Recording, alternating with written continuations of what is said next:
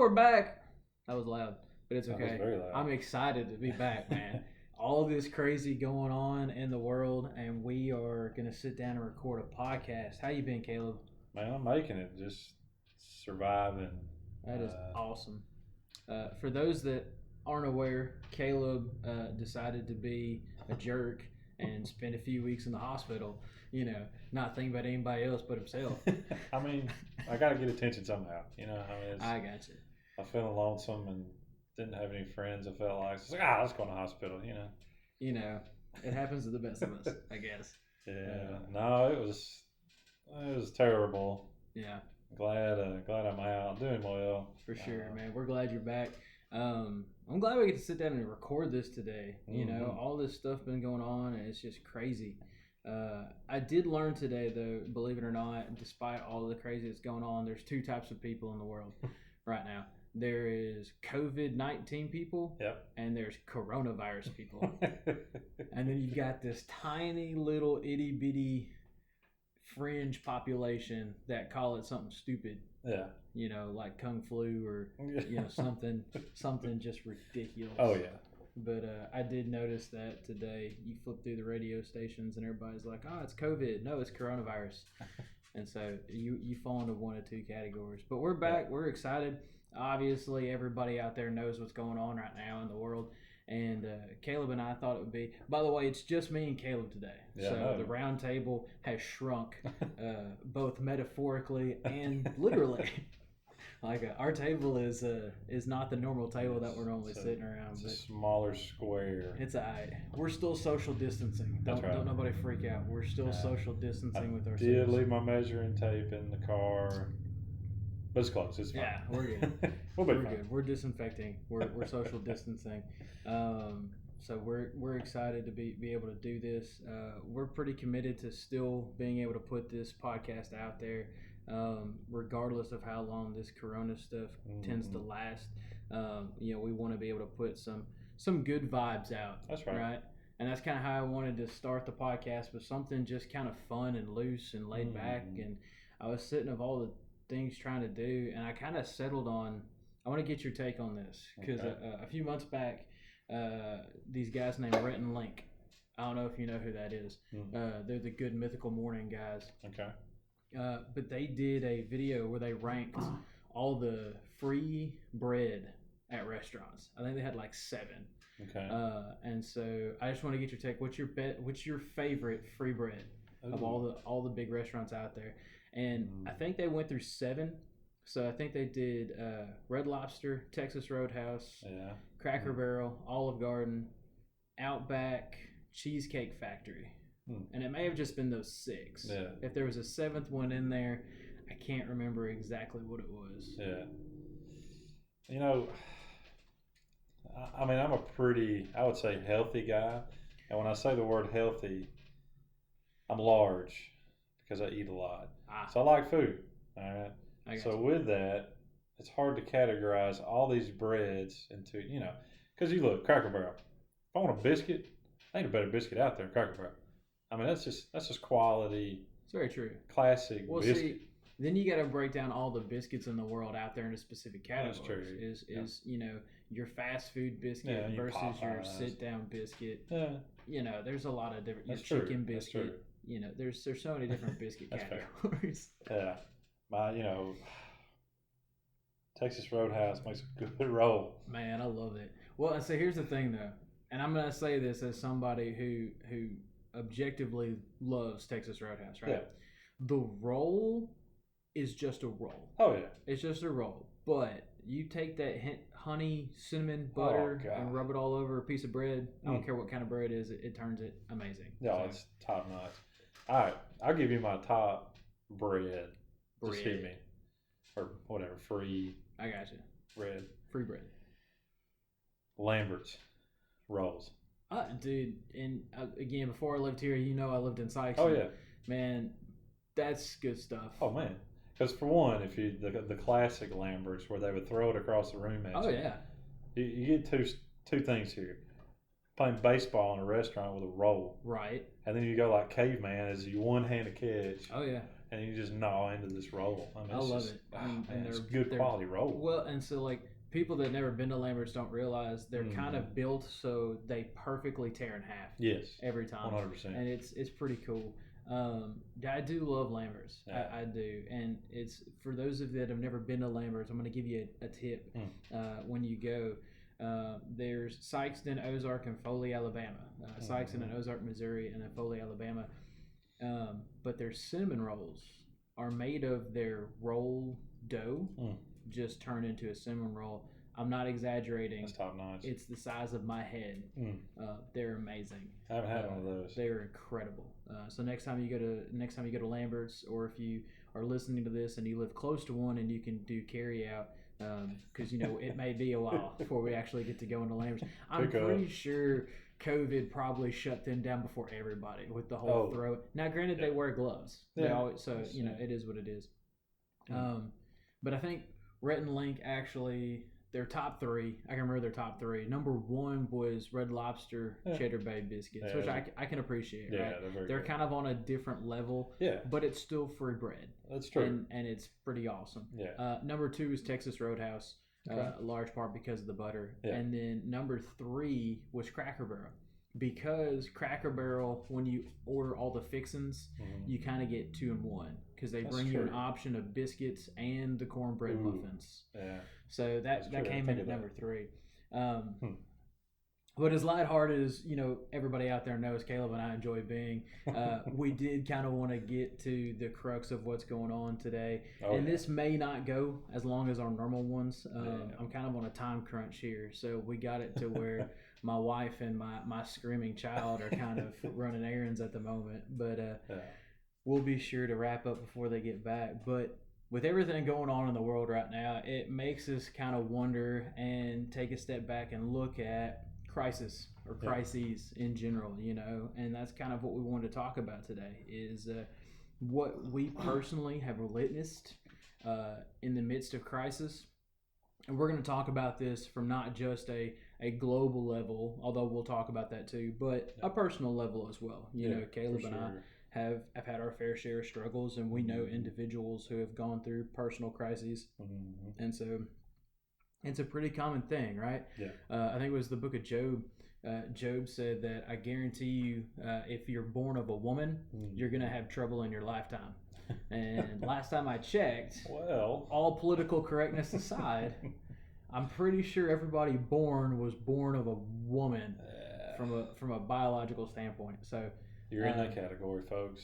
It is what it is. And so we're going to talk about that today. Obviously, the big thing near everybody's mind is coronavirus or COVID-19, whichever category you fall into. I forget which one is official. I think COVID-19 is like the official medical term, and then coronavirus is like, the swine flu equivalent. What was swine flu? Was that H1N1? Was that swine flu? I think that's right. I can't remember. Yeah, that was swine flu or bird flu or something. But anyway, so for a second, we're just going to kind of talk about what we've witnessed. And this one's going to be kind of hard, right? So from a large scale global crisis perspective, we've just kind of witnessed probably a lot of the same stuff as everybody has, right? This is something that's kind of brand new. It's unprecedented. Not really anybody knows what's going on. We don't know how long it's going to last. We don't know what the words are. We don't really know what's next. The longevity. The longevity of it. And when all this was starting, I think Christians came under. Also, because we're not in a regular studio, there is a dog in here, so I apologize. That's the background noise. If you hear some barking or growling, or he starts flipping his toys all over the floor. But this will give you kind of a laid back, enter into our studio kind of mentality, right? The hominess. Right. We're doing this to you guys just because we love you. Social distancing ourselves from you all through the computer. So it's all good. But so I think What I saw personally when this whole global crisis started, was a lot of everybody looking around to see, okay, what are they doing? Yeah.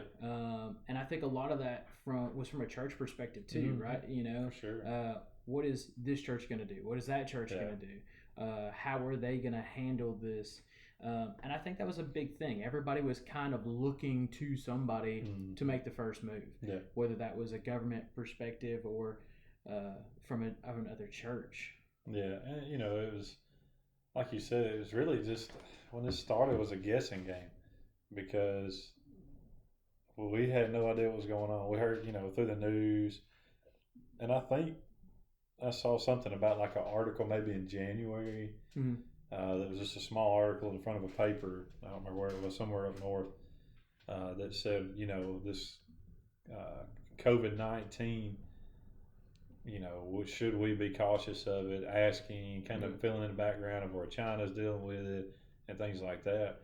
And we just kind of overlooked it. And that's as just a country, as we're a fast-paced society. Yeah.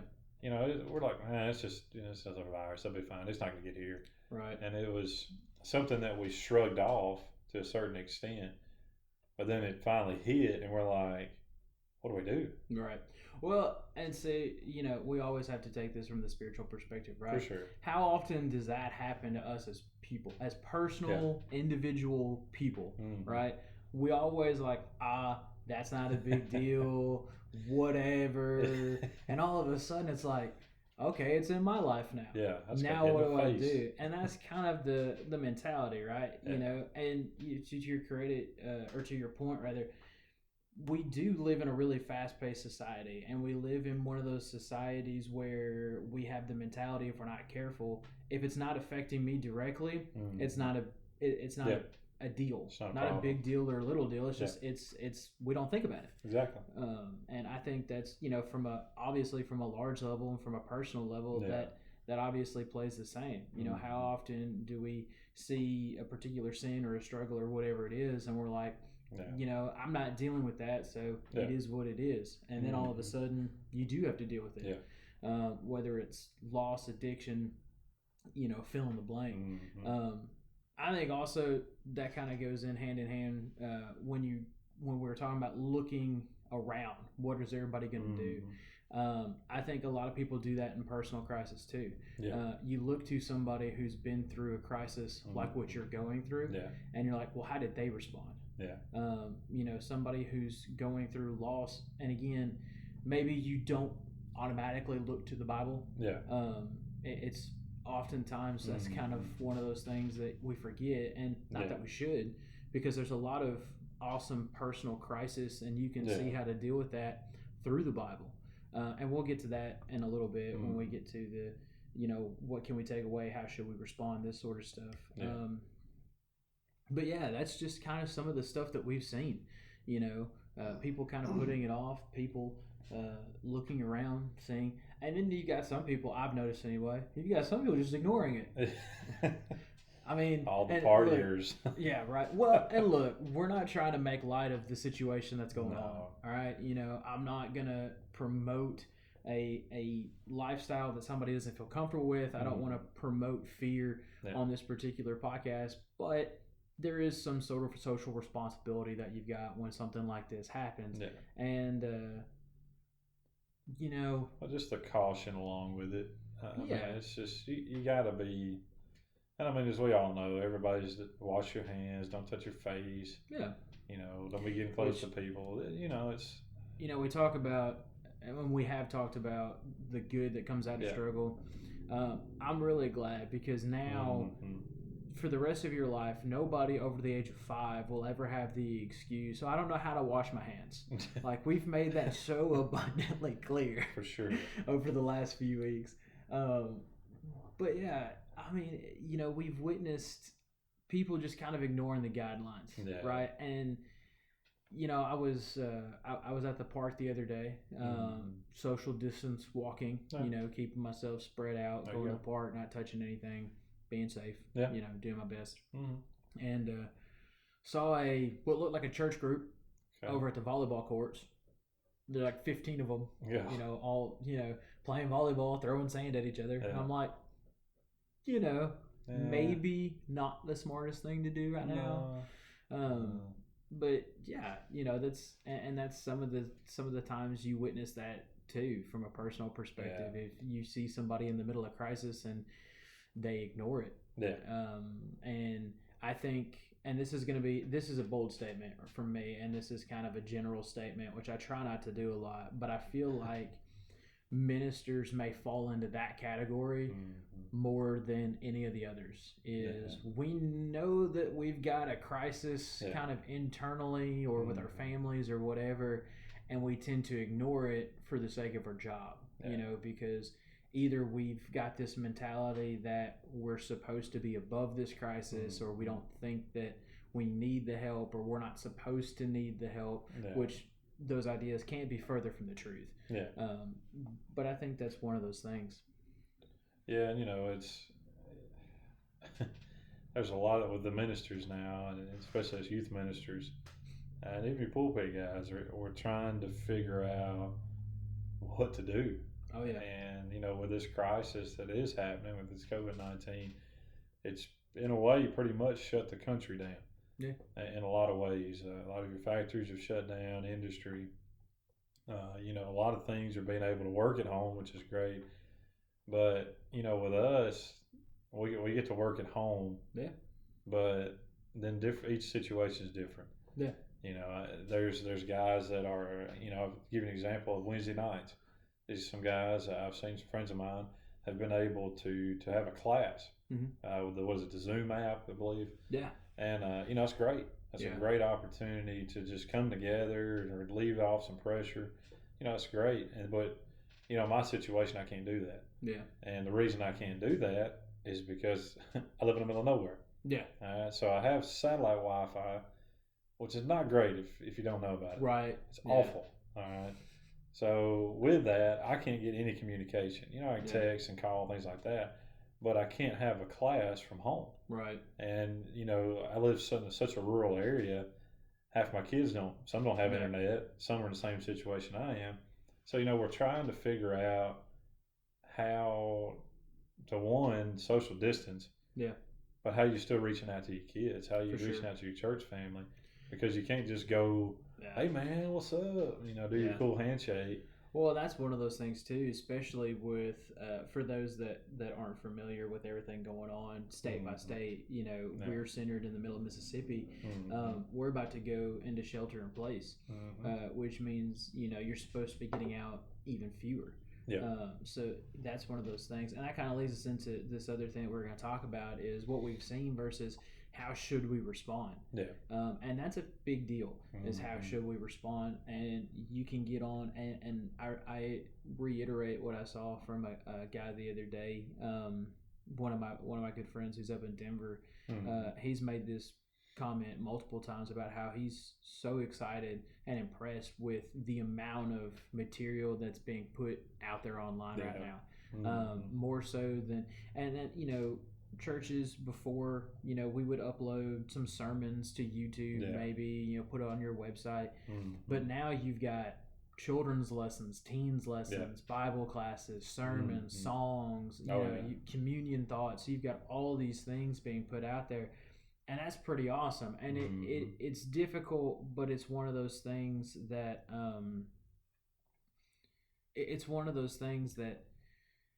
can be really good. Yeah.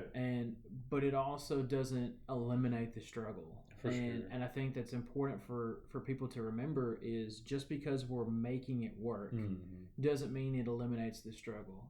I got to talk to one of our good buddies earlier this week, and he was kind of talking to me, and we were talking to each other, and he was like, he's like, I'm doing the best I can, but I don't feel like I'm ministering. Yeah. And I feel that. Oh, yeah, I do. Too. You're doing everything you possibly can to be out there. We've got, I think I'm part of 2 Zoom groups right now that are doing something on a weekly basis, and we're trying to put stuff out there for our teens and for our young kids. But you still lose something when you aren't able to physically interact with each other. For sure. And and that's a struggle for me right now because me coming out of the hospital, pretty fresh a couple weeks ago, I'm still recovering, and with that, I mean, I can't get sick. I don't have, I won't, I'll be right back in the hospital, obviously, and have some more complications with all this. So, for one, I'm having to social distance for my personal health. Yeah. And with that, it's hard for me to call up so and so and let's go fish, because I'm limited on what I can do and what I can be around right now. And it's frustrating for me because I'm like, man, I feel like I'm worthless right now. Yeah. I don't feel like I'm doing anything that I'm supposed to be. Yeah. And it's, we're pre-record. What we do, and we'll dig more into it, we're pre-recording our sermons for Sunday. Yeah. And, so with that, I've been able to go up there and do that. So a little encouragement. Right. But, it's tough. For sure. I mean, from every angle you look, because it is a crisis. Yeah. I mean, and it's a struggle for a country. Yeah. Well, and I think it's important to put out there too. This is it is a struggle because it's our job, but it's our job because it's who we are. For sure. It's not just a struggle for us because he just can't do his job as well, and that's what he's worried about. Part of it is it's a struggle for us because we love what we do, and a lot of what we do is we get to interact with people. And when you take that away, that becomes another layer of struggle on top of not only are we trying to figure out our jobs, in this new completely online way, but we're struggling as individuals because, just like everybody else, we don't get a chance to go out there and to see people face to face and shake their hands and, just shoot the breeze. But this idea of how should we respond, there is a huge relief in living in the day and age where technology enables us to still put forth this kind of effort. Yes, for sure. And I appreciate that. I think another important note is how we're supposed to respond is, to the best of our ability, we got to follow guidelines, right? For sure. Jesus says, render to Caesar that which is Caesar's, to submit to the governing authorities up and until a certain point.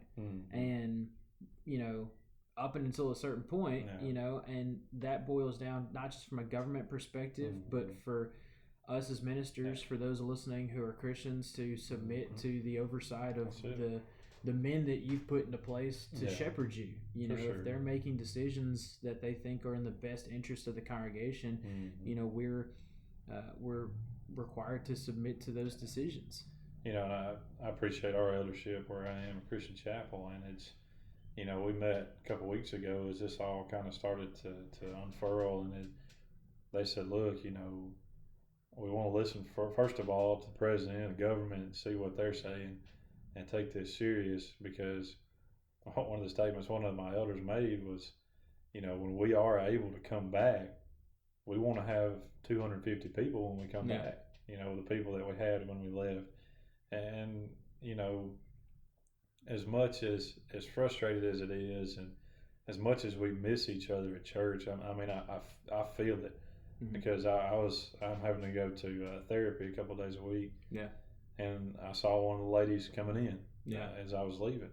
And she's recovering from a surgery, and it was good to sit there and say, hey, how are you doing?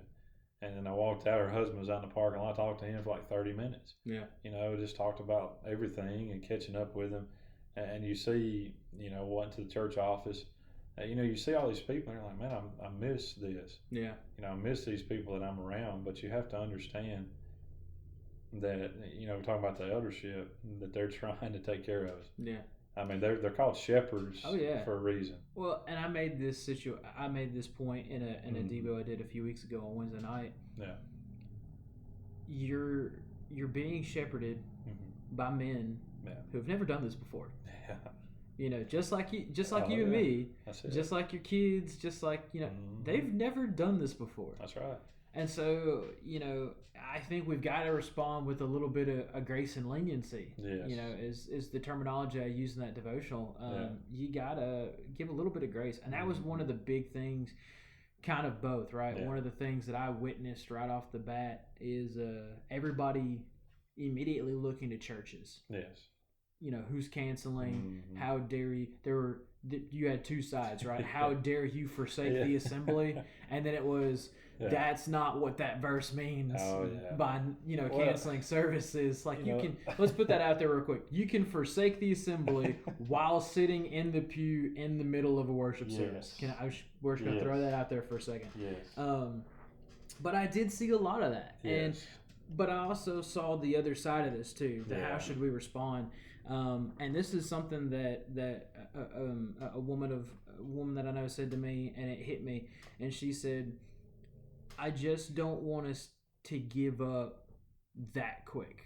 Yeah. And I understand when she's coming from, sitting in front of God, saying, "Hey, look, when you were pressed, how fast did you give up?" Yeah. And again, from a global crisis perspective to a personal crisis perspective, when push comes to shove, whether you're talking about COVID-19 or a personal struggle, how fast did you give up? Yeah.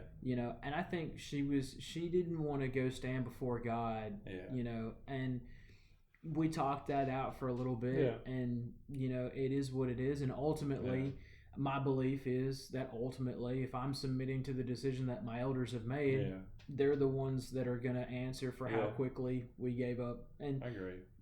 And it was one of those things that if you looked around, all churches across all different religions kind of followed suit in a very similar timetable. For sure. And we're still, making that effort to put stuff out there online and whatnot. So well, it's, I know that people are frustrated because I know a man that back home, and he was like talking to my father, and he said, "Man, I heard old so and so close the door, because they worried about this sickness. If I close it here, man, I'm gonna be mad at church he was attending." And then like 2 days later, they were out. Yeah. So and I see where people are coming from because they are worried. They're worried about. What the Lord's thinking. Well, and that's something that too, from a practical perspective. For just a quick second, from a practical standpoint, when crisis hits, personal or global, a lot of times our first reaction is solely emotional. Yes. And very often we don't take a second to step back and look at things rationally or logically. Yeah. We want to make that knee-jerk decision based off of emotion. And if we're not careful, we've got to end up backtracking, and it could affect a lot of different things. Yes. Now, I'm not saying that the emotional response won't match up with the logical response. For sure. There's obviously situations where that could work. And taking a step back, your emotional response will carry some very realistic, logical worries. That was one of my big things when we sat down at West Main and talked about what we were going to do to address this. One of my biggest concerns was I don't want to give anybody an excuse or promote an atmosphere of complacency. Because, and this is just me personally talking, right? And we do this all the time here, but me personally, there's less of an accountability factor when you're doing everything online. That's true. And ultimately we've got to figure out ways to encourage people to stay connected and to be active despite the situation that you're in, regardless of whether that's coronavirus or a personal struggle dealing with your family or whatever. And this, when we met a couple of weeks ago as well, we're trying to talk and figure out a plan, and like you said, what to do. And I was sitting there, I guess, all these men and just a lot of wisdom in the room. And I said, look, I want to say something from the youth minister perspective. And I said, just to throw this out, and we had our deacons in there as well. And I said, I know that this is a struggle right now, and which it is. We're all struggling with it. Financially, just overall, spiritually, physically. It is a struggle. I said, but for one, I see this as an opportunity. As we may see doors closing, God may be opening doors for us. Absolutely. And you know, I've got to where I pray about, you know, I used to pray for God to open doors for me. Yeah. Now I say, Lord, help me to see the open doors. Oh yeah. And it, you know, that's helped me along through this, because I said, look, this is an opportunity for one to reach those that we haven't in a long time. Yeah. And you know, I'll give you an instance. My congregation back home, where my parents attend, they put it on, live stream their video, things like that. Well, then all of a sudden, you know, I have family members up in East Tennessee that just were like, oh man, I love that. I haven't been to church in years. Yeah. And you know, you have people and friends that comment, man, I enjoyed the sermon, things like that. And I said, look, this is an opportunity for one, just us individually as a congregation, to see where your faith is. Yeah. For you to show your kids, your grandkids. Absolutely. I mean, to strengthen this faith and show that, you know, remember who you are and whose you are. I tell my kids that all the time. Well, and there's so many things that are eliminated now, right? Yes. And I'm sure that nearly everybody who listens to this has probably heard this before, but one of the biggest excuses that everybody constantly has is, I just don't have enough time. Yeah. You got all the time in the world right now. You know, yes. Now I understand there are some who out there who are of the medical profession are still working, and I do. We appreciate you guys. We really, really do. Oh yeah. And we understand that you probably have less time now. No, for sure. Than you did, you know, a few months ago. But for a lot of people, so many excuses are gone. You know, you've got the time, you've got the resources out there, right? Sure. You know, we've put, and I say we, that's the royal we. Like when I'm not talking about me and Caleb, I'm talking about like churches in general as a whole have done such a great job of putting forth the effort to get material out there for all ages, for our older people, for our younger people, and I told our elders, you know, we don't need to overlook anybody in a situation like this. And I said, not just from the, you know, well, we need to be sure we don't forget to call anybody, although that's important, right? It is. But we don't need to overlook the groups of people. And when all this started, and rightfully so, right, we were trying to protect our older members because they were the ones that were considered high risk, right? Yeah. And I think a lot of times your kids and teens kind of get pushed to the side because, oh, well, they must be having a blast right now. They don't have to go to school. They don't have to do all this, you know, they don't have to go to practice. And I'm telling you guys, if you're listening to this and you're a parent with teens, you know, take a second to talk to them because they are struggling just as much as probably anybody out there. They live and crave, despite the fact that everybody thinks that they only live their lives through their phones. You still have this, because I've texted nearly all of my teens, and almost every single one of them was like, I miss just going to church and seeing people. I miss going to school and seeing people. It's the social aspect. Yeah. I'm like, you still have to understand that just because we think teens socialize through their phones, they're still social creatures. Oh, yeah. And they have to be able to do that. But to the most part, you know, how we've responded, I think, you know, from that aspect, I appreciate what we've done. Like I said, I told you this before we kind of went on recording, you know, I'm not a homebody. Yeah. So for me, you know, social distancing, staying in place is kind of difficult. But and I listened to a Bible study the other day with a buddy of mine named Corey, and he said, and again, this is not to, he prefaced this, he said, it's not to make light of anybody's loss. He's like, but what's the worst thing that COVID-19 can do to you? Yeah. Like, it could kill you. Yeah. You know, and that's, again, we're not making light of the situation that's around. It's kind of serious. But it could kill you. Yeah. But in the end, that just means you get to go be with God. That's true. And so there's you know, it's a really gruesome way to say there's an opportunity. Yeah. You know, we don't want you to like dive headfirst into that opportunity. Yeah. But there's so many things out there that are opportunities now. you were talking about opening the doors, the people that we have the ability to reach now, people that may not have gone to church but are okay, sitting back and listening to something that a friend of theirs or a cousin of theirs sends them. For sure. And I think that's a big deal. And it's just one of those things that I think when we talk about how we respond, I think for us it's important to control the things that we can control. Yeah. And then after that, you've got to just leave it up to God a little bit. Yeah. And this is going to sound really weird, right? and especially for me, because I'm in a very rare situation where both my parents are alive. Nearly every single one of my cousins is alive. Both my sets of grandparents are alive. Yeah. My great grandparents didn't die till I was in my 20s. Oh man.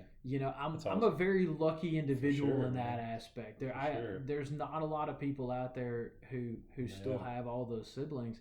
So this may sound a little bit weird coming from me, but when I look at David, to me, that is one of the most amazing responses to crisis to me in the Bible. Yeah. And I'm referring to when David's son gets sick as an infant, and he prays and he prays and he prays, and the baby dies. Yeah. And God told him it would. Yeah. And the baby dies, and David gets up, cleans himself off, and has a feast. Yeah. And he says, "Look, I could control something before because I was praying and I was working." I was like, "But now he's gone. That's it. So what more work do I have to do?" And I was like, and he even says, he's like, "I'll see him again. Yeah, that's not a problem." Yeah. He, but why would I stress and try to control something that's over? Yeah. And I think that's a really big deal.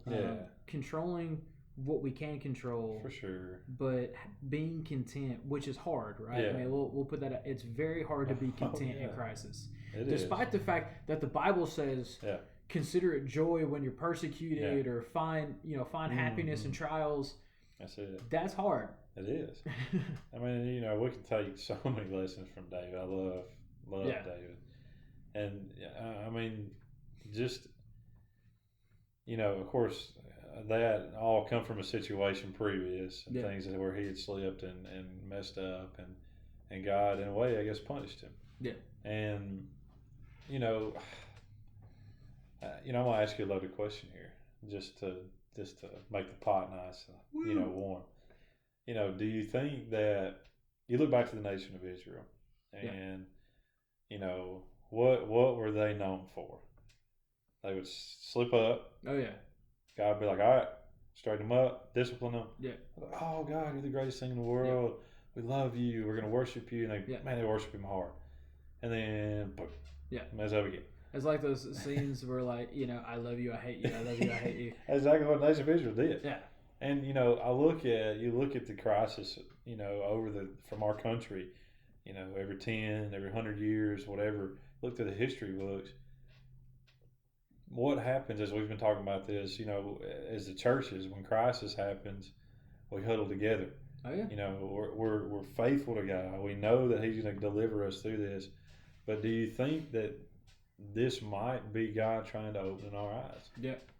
I mean, I've been juggling with this for a few days, just thinking. Yeah. Look at the nation of Israel and what, they messed up, their disciplinary stuff. God was like, look, I am here. Yeah. You guys keep falling from me, but I'm still here. Yeah. Well, I mentioned that I did a Devo on Jonah. Yeah. And you can find that on the same page if you're on YouTube that you can find this podcast. But I mentioned that Americans and the church in general, individuals in general, are really good at seeking God in the middle of a crisis. Yes. Kind of like Jonah. Right? Oh, for sure. Jonah was really good at seeking God in the belly of a fish. I mean, I would too. Right. Looking around. Not a lot you can do. Probably smells awful. I've always wondered that. Not to get too off track, but I've always wondered that's its own crisis. Is trying to figure out what the smell of that was. Oh yeah. But is this an opportunity for us to realize? Because I've heard so many people iterate that sentiment that I'm never going to take physical worship for granted ever again. And I hope that's the case. For sure. I really do. For sure. I hope that, and logically, we understand that there will probably be a really big surge after this. For and sure. The challenge is going to be consistency. For sure. After that surge. Yeah. But it's one of those things that, absolutely. We're in a situation now where there's not a lot of places left to turn. For sure. You have God in front of you, giving you time, giving you resources. For sure. And we've even talked about. I say we. I've talked with a couple of my buddies who've I've kind of talked about that idea of not wanting to get complacent. And he says a couple of guys have said the same thing. They're like, listen, they said it's going to sound weird, but we talk about it in sports, we talk about it in business. He's like, maybe we're going to end up trimming a little bit of the fat.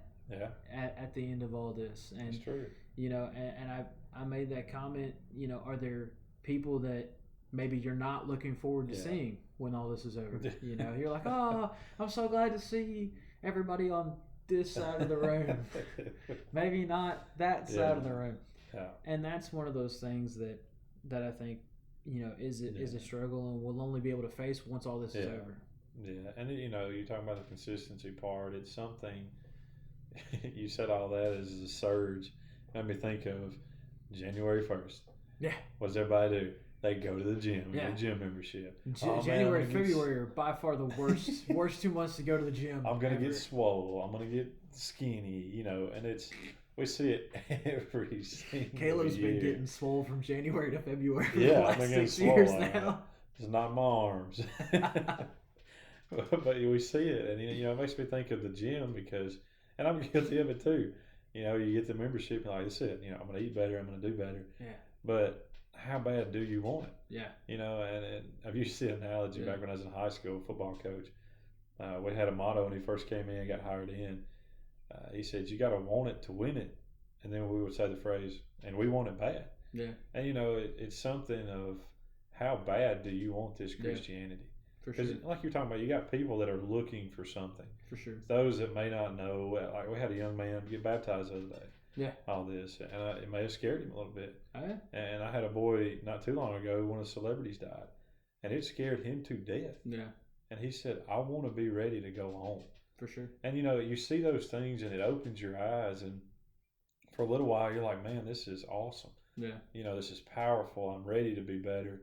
And it's a struggle. This fast food society we've talked about, it's a struggle. I mean, we're human, and it's human nature. But how bad, when this is all said and done, do we want Jesus? For sure. And I call that I've always referred to that talking with kids. I call that the camp high. Yeah. Not that we're high at camp, but yeah. I see what you're saying. Well, yeah. There's a whole other story. What do you do at camp, Nathan? Guy church I grew camp, up with. That's its own crisis, right? Guy I grew up with said he loved camp because he felt high all the time. That was a young men's service. He was preaching. He said that. Yeah. But I call that the camp high. For sure, though. You go to WKYC, Horizons, Maywood, Sardis Lake, insert Bible Christian camp here. Yeah. And you get home and those 4 or 5 days at camp, you're on fire. On fire. Yeah, it's awesome, right? 17 people got baptized at camp this year. Yeah, man, let's go paint a house. Let's go save a village somewhere. And you're gonna do stuff. Excited. And then all of a sudden, a month later, you're like, "Hey, remember what we did at camp?" No, I can't remember what we did at camp. I don't remember exactly. And you count down the days till you get to go back because you enjoy it. But it's one of those things. And so, how is that response gonna affect your longevity as a Christian? Yeah. And then this last thing that we kind of want to talk about is what can we take away from crisis, whether it's a personal crisis or a global crisis. What are we supposed to take away? Yeah. And the best sentiment that I heard about this was Corey Sawyer's, really good friend of mine from Denver, Colorado. Love him. Give a Bear Valley plug here. I don't. Go look him up on Well, Facebook, YouTube, whatever. Dude, he's awesome. But he was doing a Bible class on John the other night, and he made the comment that, look, this is dark times. For sure. If ever in our life there was quote unquote dark times, it would be now. We don't know what's going to happen. Yeah. We don't know what coronavirus is going to do. We don't know what the economy is going to do. We don't know. Yeah. And so we're full of uncertainty and we're full of doubt, maybe. Mm-hmm. He says, but people have to see good come out of this. Yes. And so I think when you're talking about what can you take away, that's kind of where I start. You gotta see good come out of this. Yes. And whether that's the sheer amount of material that we've put out there, whether that's when we finally do get to come back, that embrace that you see the church have. And that's what he said. He said, how cool would it be for people to look at the church and see how differently they respond than the rest of the world? Yeah. They're the ones that aren't freaking out. And that's where he plugged the what can COVID-19 really do to you besides kill you. I mean, let's be honest, that's not we don't like that. Yeah. We're not making light of anybody who's lost anybody, especially to this. For sure. But that's the worst thing. Yeah. And when you compare that to heaven, is it really that big of a deal? Exactly. And, we're talking as we, trying to see the good in this. As you're talking about John, it made me think of John 16 a while ago. And as you get to the end of chapter 16, he's telling his disciples, look, I'm fixing to die. Yeah. And he's teaching them how to pray and things like that. And he gets to the last verse in or chapter 16. He says, these things I have spoken to you so that in me you may have peace. In the world you have tribulation, but take courage. I have overcome the world. And as us as Christians, I mean, that should just punch you in the face. Absolutely. I mean, because you're looking and you're like, Jesus died for me. Yeah. And he's overcome the world already. And with that, there's the good. Yep. I mean, it's already here. As we look at this crisis and the terrible, some, as you mentioned, some have passed away from this, and it's awful. It's painful for families. And as verse 33 says, the tribulation. But Jesus says, look, man, take courage. Yeah. You want to find good, it's here, man. Yeah. I've already given it to you. And that's, as Christians, that's what's so great about the Lord's Supper is a lot of times, it's a mourning time of remembering Jesus' death, but it's also a very happy time. For sure. I mean, it's that's okay to point, get pumped. Right? Yeah. The Jesus' death, and again, I always try not to make light of Jesus' death. Yeah. Like, the crucifixion is a cornerstone of Christianity. It is. But the crucifixion was just a crucifixion for Romans. Oh, right? Just Romans performed hundreds of thousands of these. Jesus' death was just a death. Oh yeah, just another one in the books. But he rose, and that's awesome. Oh yeah. Like, we overuse that term. Yeah. I'm okay using it right there. That was awesome. Yeah.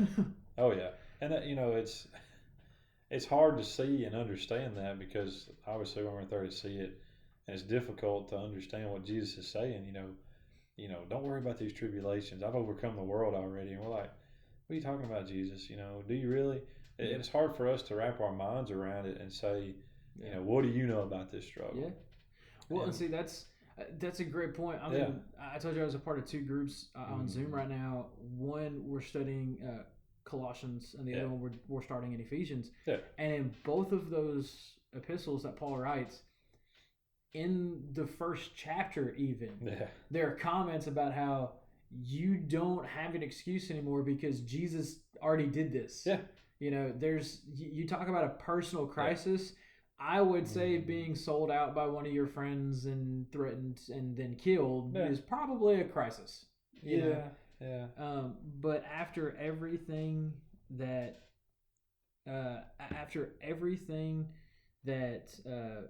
he did and that he went through, it's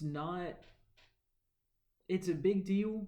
Yeah. Because, I mean, every time you find yourself in a crisis, it's a big deal. Oh, yeah. I'm not making light of, sure. loss or addiction or fill in your struggle. Those are real struggles. Pride, lying, envy, gossip. It doesn't matter. Mm-hmm. It is a big deal. Yeah. But it's not that big of a deal. No. It's nothing that can't be handled. For sure. And it's, we always hear the term of, Lord, won't forgive me for what I've done or things like that. But, as we look to this crisis and this time of not knowing what to do, literally, or just sitting at home staring at walls, I encourage everyone, obviously, to dig into Scripture as we can. For sure. And it just, for one, if nothing else, just look at the history in the Old Testament. Yeah. You look at David's got some awesome stories, man. This is my thing. So all those moments that you're like, that's kind of interesting. Yeah. I wonder, and then fill in the blank. Yeah. You have all the time in the world now to look up whatever it is you wondered. Dig in, this is how bored I got the other day, right? I've been really doing my best to stay as busy as possible, but I got bored the other day to the point where I was like, I wonder if there's like an intro to Greek mythology, and I say this because Chelsea, I think the TV was playing one of the Thor movies. Oh, yeah. And I was like, I wonder how close that really... So anyway, it was a big rabbit trail. Gotcha. But something good. What can we take away? We've got to take away something good. Yeah. And I think we've got to take away wisdom. Yeah. And I mean that from a personal or from a spiritual, but also a practical perspective, right? Yeah. I saw probably my favorite meme. Probably my favorite meme was, it said, Leslie Knope would have a binder for this. That is awesome. I love Parks and Rec. For those of you that watch Parks and Rec, you would understand that reference. I love that. It did. It said Leslie Knope would have a binder for this. Yes, I'm like, it would be massive. If nothing else, we're getting the wisdom of how to deal with something like this. Yes. We're getting the wisdom of, there are members out there. I'll give you one of my elders got Facebook. He always said the world would end before he ever got Facebook. Hey, you better be careful. So as much as we think the world might be ending, he has Facebook, and we're here. Man. So he beat it. Yeah, that's awesome. He's gotten Facebook. You've got members that are figuring out technology so that they can stay plugged in, and that's awesome. Yeah. But there's wisdom. And with all the extra time you've got, and with all the extra, things that you're doing, it gives us an opportunity for wisdom and for growth, like just growth in general. For sure. Here lately, I've got to where I pray for wisdom, but with that, I ask God to give me understanding. Yeah. And with that, as we're talking about this wisdom, I want us to, if you're going to pray for wisdom, expect lessons learned. Yeah. And with that, God's going to open doors that you may not want to open, but there's your wisdom. For sure. And with that, you have to have faith that is this wisdom that you're praying for, and God's going to give it to you. Yeah. And it may not be the way we expected it to be. And this may come out of a crisis. This wisdom, this growth that we're talking about, it may come from this crisis. But also, you got to want it. You want that growth. Yeah. And want that understanding. And, how often do you hear people pray for growth? No. How often do you hear people pray for, Lord, make our congregation grow or make our congregation strong? Exactly. And so it's so many of these things and anybody that's lived longer than 8, 9, 10 years understands that God answers prayers in a way that you really didn't think he was going to answer right off the bat. 100%. One of my favorite, I'm not going to say, somebody on here is going to be like, Nathan, just put your words together. One of my favorite stories that I heard in a Bible class growing up was from a guy who said that he and his wife prayed very constantly for patience. Oh, yeah. And then one day they found out she was pregnant with twins. Oh. Yeah. There it is. You talk about patience. There it is. Right? So taking away not only, something good, not only growth and wisdom, but take away some answered prayers. Yes. How many of us have been praying for time? Yeah. Minister buddy of mine said maybe this is God's way of answering, make us a better congregation, make us a better country. For sure. For all of you people who have been praying for patience to be better at that, and now you're locked in your house with your spouse and kids. There it is. Congratulations. You have just been handed patience on a silver platter. Or at least an opportunity to learn patience. Let me put it that way. Yeah, and I've heard a lot of people, or somebody the other day mentioned, man, I'm stuck at home. They will shut the factory down. But he said, even though I'm not making, he said, we're on paid leave right now. He said, but even though I'm not working, he said, it's good to be home because I'm getting to do stuff with my boys that I haven't been able to do. For sure. And, and with this, I've seen already people seeing the good. Absolutely. And you have to. They're taking advantage of it. And you have to. And you have to, like you said. I mean, we didn't really hit on that, how we're supposed to respond. Yeah. But in order to get through any sort of crisis, you've got to find the good. Yes. You have to. Otherwise, it's gonna tear you apart. Sit there and just destroy yourself. Yeah, it's gonna tear you apart. It is. And you've got to take away how is God being glorified through this. For sure. Regardless of if it's the global crisis or a personal crisis, because and Scripture makes that very clear. God has the ability and will be glorified through everything that happens, whether it's coronavirus, whether it's your personal struggle. God can be glorified for sure, and we got to give Him the glory. I mean, it's and I say this all the time. I tell my kids, remember who you are and whose you are. Absolutely. And that punches me in the face a lot because I have to stop and remember who I am. Yeah. And then whose I am. For sure. And got to give Him the glory and everything we accomplish, everything we do, everything we overcome. I mean, you've got to give Him the glory. Yeah. I mean, and remember that Jesus is the real deal. Yeah. I mean, because like we talked about Him dying for you earlier. He's the GOAT. I mean, he's the GOAT, man. I mean, you look at was it John 15, I believe, verse 13. Greater love hath no man than this, and lay down his life for his friends. Yeah. Then He says, I am your friend. You're my friend. Yeah. As long as you do what I command you. He said, just look, man. It's done. Like I'm a real deal, man. Yeah. I'm here, and I'm gonna give good things. And I think that's one of the big keys, right? For sure. And this is the other thing. And I've had people tell me this. Despite, and this is true with personal crisis or coronavirus, COVID, whatever you want to say. It'll end. For sure. This too shall pass. Oh, yeah. It'll end. Yeah. It may not be as quickly as we want it to. For sure. But it will end, and we find the good out of that. You were talking about your guy who, and that's what I've had people tell me that all the time. They're like, oh, no, you're so lucky you get to stay at home with your kid. Yeah. I love my kid. Yeah, I do. My kid's 2 months old now. All he does is sleep and scream and eat, and kind of in that order. Like it's just a big cycle, right? You got to but it's I texted my cousin the other day. Anybody that listens to this could text me and let me know why this is. But I was like, I've never understood, and I say never. I don't understand. It's such a weird feeling to look at your kid and in the nicest way I can possibly say this, like just want to strangle your kid. Yeah. Yeah. And then at times, not all the time, at times, you just absolutely want to strangle your kid as a baby. Like, that sounds horrible, but you do. Yeah. And then, like, 3 hours later, all they want to do is just curl up and snuggle with you, and you're like, I don't ever want to let you go.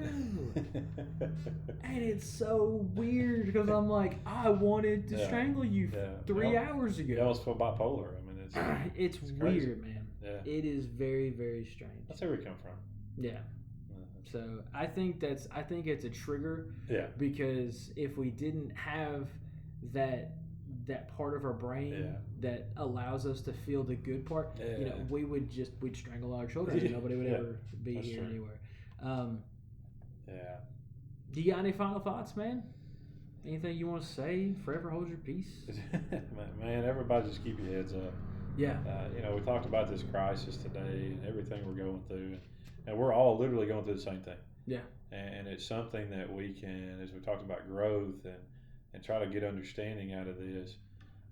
just keep our heads up. It's something, as we talked about, it will pass. Yeah. And it will. It's something that we have to understand who's in charge. For sure. And know that he's in charge. That faith that we talked about a little while ago, for me, it's challenging my faith. Yeah. And it's good because, you got to remember who you are and whose you are. Yeah. And remember that he's in charge. But that faith says, hey, I know 100% confidence that you got this. Well, and it's you put forth the effort, you're going to get stronger. For sure. And I think that's a big deal, and that's that's kind of one of the reasons that we're still doing this, to be able to still encourage people, tell you to keep your spirits up and understand that it may not be as soon as you want it to, but it'll end, and we'll all be back to what we did consider normal before all this happened. And so, but guys, thanks for stopping in, paying attention to us, listening to us a little bit. Hopefully brought a smile to your day, or a chuckle, or even if you're just listening to us to call us a couple of goobers, we're good with that too. Yeah.